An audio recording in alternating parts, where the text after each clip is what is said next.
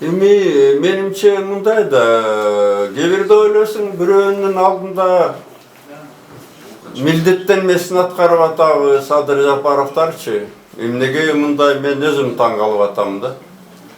Же могу ушул жумада момундай күчөтүп атканы 7-апрелдин алдындагы кээ-бир адамдар айткандай азыр деле сүйлөштүк, Морбут, Атамбаев, Төрөгечте Максим, Жаныш, Бакиевтерди, Максимдерди алып келиш кыйыныраак болобу? Мен билбейм. Аны Садыр Жапаровтан сурагыла. Мамиле сизге болгон мамиле өзгөргөн жокпу? Эми мындай да, мени Сооронбайдын деле Сокенин кезинде деле мындай жыңайлак күчкө салып алып барчу эмес сотторго.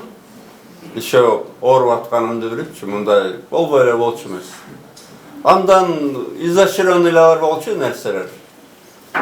Эмне болуп кетти билбейм эми. Кудай акыл берсин деп атам бийликкечи. Кудай акыл берсин, эмне дейбиз? Өч алуу деп ойлобойсузбу? Муну сиздин түшүңүздө Садыр Жапаров өзүндө камалган эмеспи? Садыр Жапаров менин убагымда камалган, марттын аягында келип, бирок ошол жылы ноябрда кеткем да. Ал менин убагымда 6 ай отурса, мен 8 ай отурса, мен уже 16 ай экисиге отурам. Билбейм, мындай мага ачык айтайын, майдараак көрүнүп атат да бардык нерсе. Майдараак көрүнүп, акыл берген ошол эле Сокелерби билбейм ушул. Убактысын Сокеге окшоп өч алдыга коротуп алып. Мен мындай акылыма сыйбайт да. Сиз менен президент тарабынан же жоопкерчилик депутаттары тарабынан сүйлөшүүлөр болуп атат, сизге кирип чыккандар болуп атабы?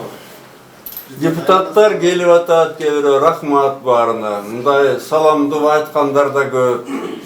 Эми билесиңер да, мага жолугуштагы апасына да мындай бир чаралар көрүп калышы мүмкүн да.